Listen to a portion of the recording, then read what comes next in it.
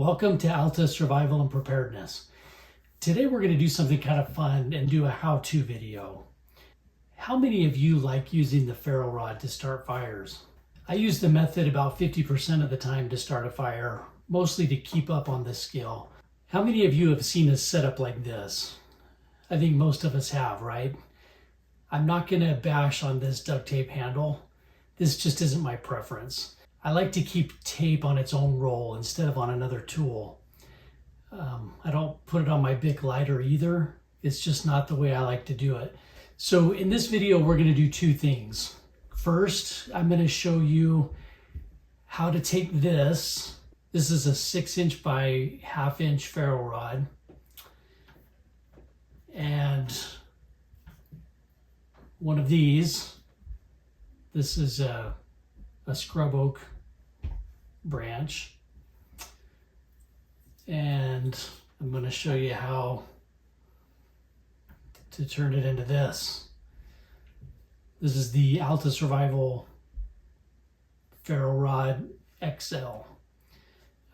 It's a 6" ferro rod with about a 5" handle,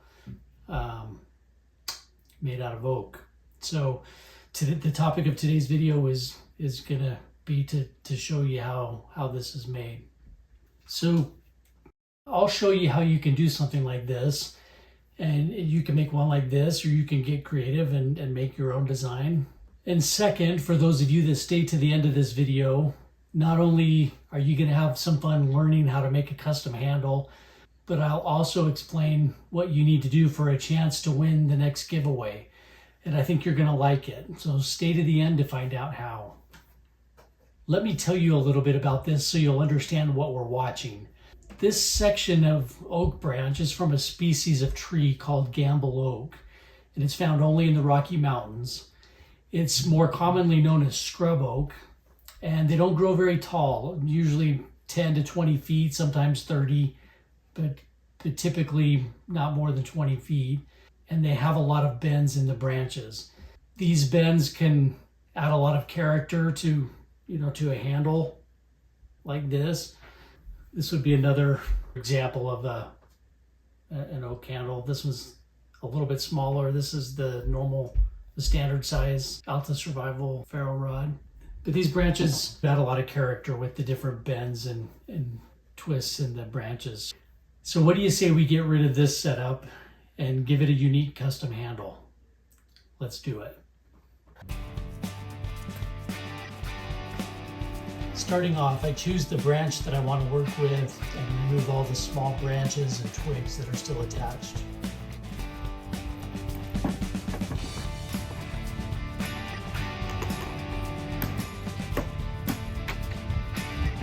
Here I'll be using a draw knife to remove a layer or two of the bark.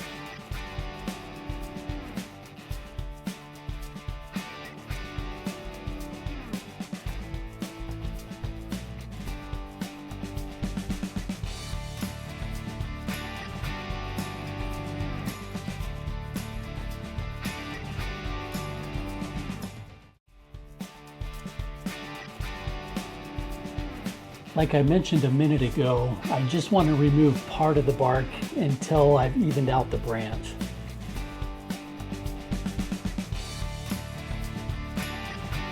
If you compare the upper and lower branches on the left of the screen here, you can see how the bottom has evened out, but it still has texture to grip.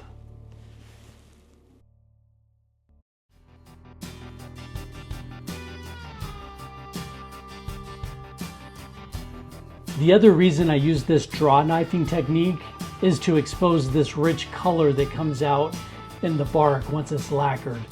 On the left, the top branch has been lacquered and the bottom piece is ready to be. At this point, I start to plan out and mark where I want to cut the handle.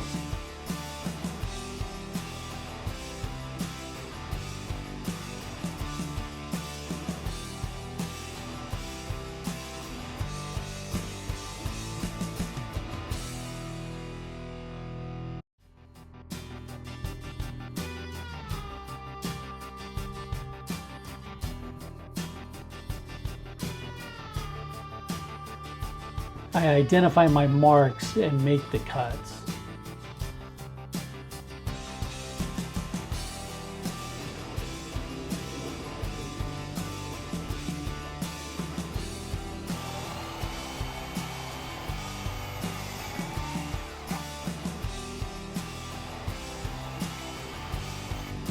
Sometimes a handle doesn't look as good as I thought it would, so I scrap it.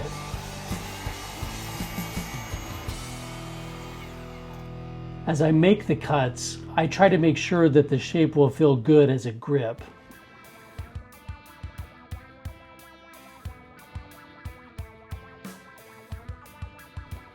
If the grip just doesn't feel right, I'll adjust and recut.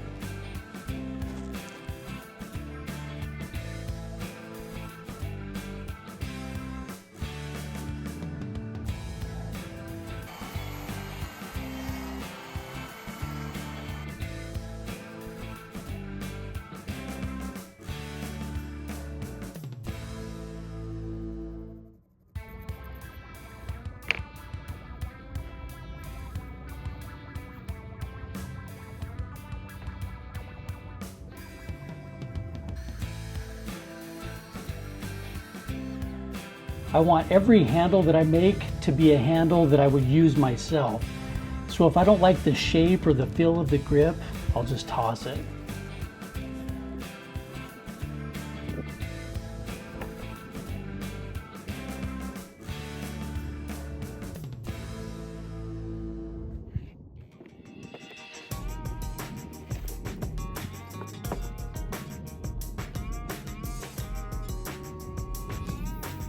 If you make your own handle, try different parts of the branch to test the various curves for a grip that you prefer.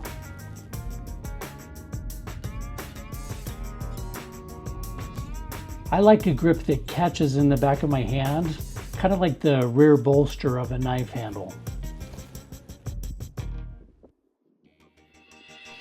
These are 3 different handle shapes that I think provide a good grip.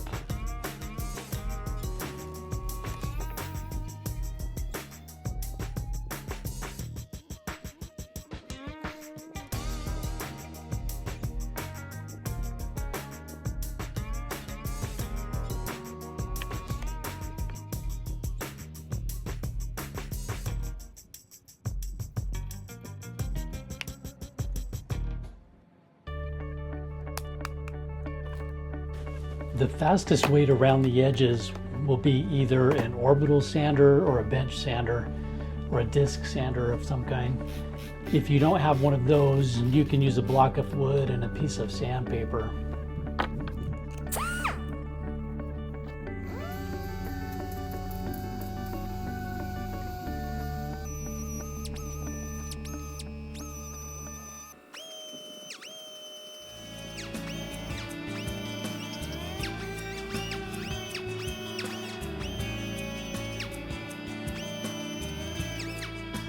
High pressure air will get the dust off prior to applying the finish coat. Otherwise, use a soft bristle brush as an alternative.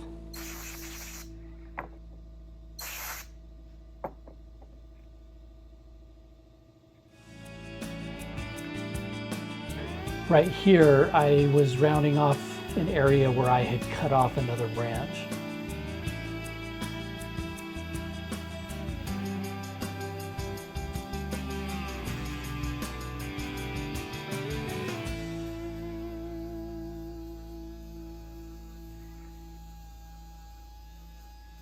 Lightly sand the remaining bark on the surface with a high grit paper. This part can easily be done by hand as well.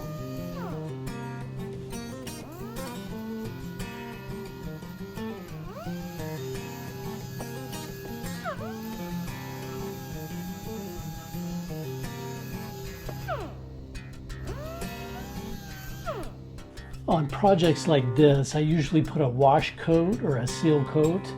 This keeps it clean and gives it some protection while working on the other processes. It also serves as a first coat of finish that has more time to cure, and it also provides better adhesion for the final coat once you put that on. Instead of taking the time to load sealer in my spray gun, I just used a light coat of straight lacquer out of a rattle can. By this time, I've already chosen which end of the handle that the ferro rod's going to go into. The blue tape marks that end, and that's the end that's going to be drilled. I test the grip one more time just to make sure that I like the orientation that I chose. And if I do, then I draw the Alta Survival logo on the back end.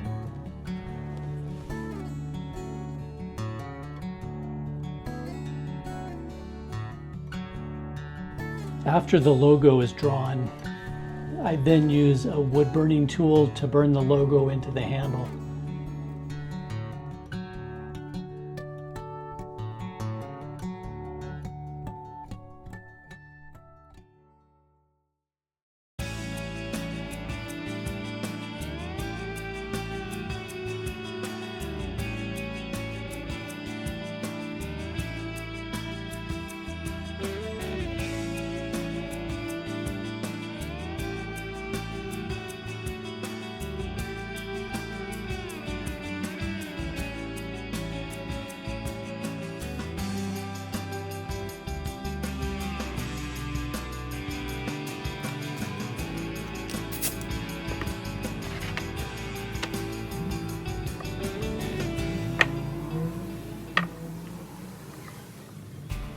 This is the first coat of pre-catalyzed lacquer, and then after everything's drilled out and ready to go, I'll put one more coat on, which is usually the next day.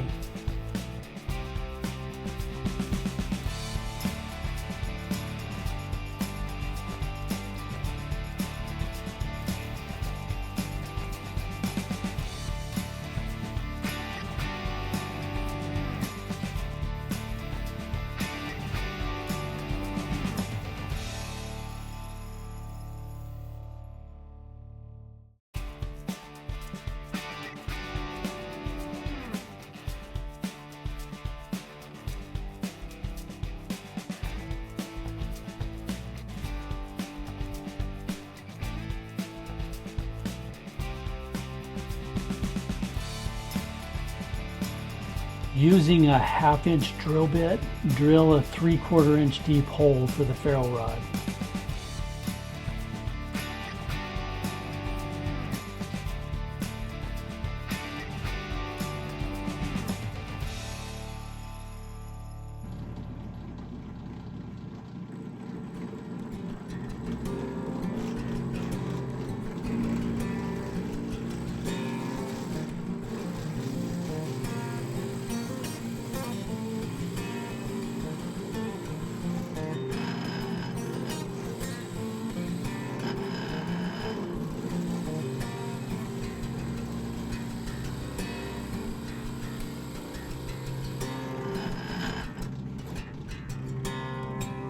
The rods that I use are pre-drilled because along with the epoxy, it provides a strong hold to the handle. To give the epoxy more to bite onto, I use a hacksaw to cut a few grooves around the top. The slower the cutting motion, the less sparks you get. This part of the video is sped up, but regardless of how slow you go, you will get some spark and some magnesium burn.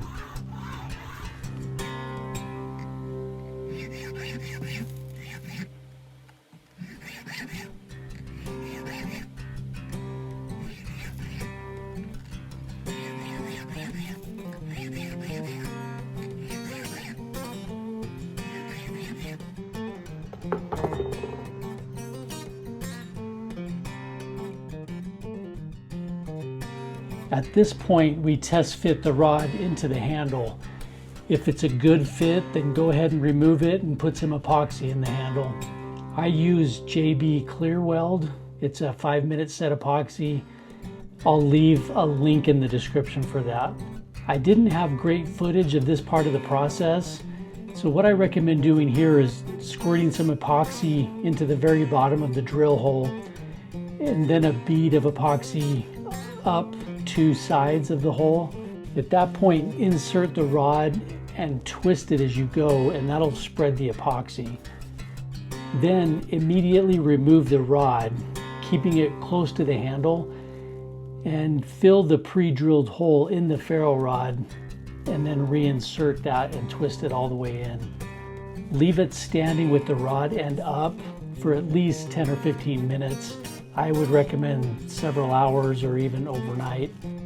Use a 3/16 inch drill bit to drill the hole for the lanyard at the end of the handle. For the 550 cord, I recommend Atwood rope. It's a dependable 550 cord.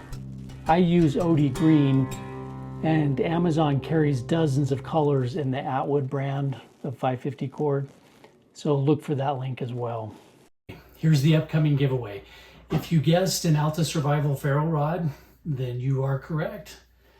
And in addition to this, we're going to give away a fire starting accessory pack that includes an Alta Survival fire wick, a tin of Alta Survival disc tinders or tinder discs.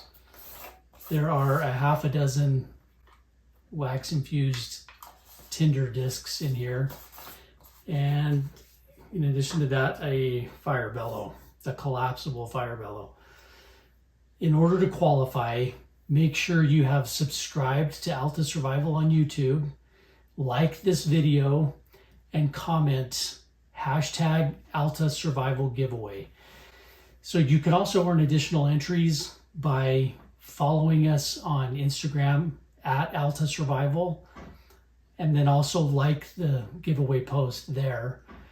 And then for another entry, you share that Instagram post. The actual contest rules will be posted on the website, altasurvival.com. I hope you enjoyed the video watching how to make a handle for a FerroRod. I have decided to make 25 or 30 of these that will be available for purchase. So I don't have a lot of time to dedicate to this for now. So once these are gone, they're gone. They should be available on the website sometime next week. So check the store occasionally at altasurvival.com. Remember, be vigilant and stay ready. And check out this other video from Alta Survival and Preparedness.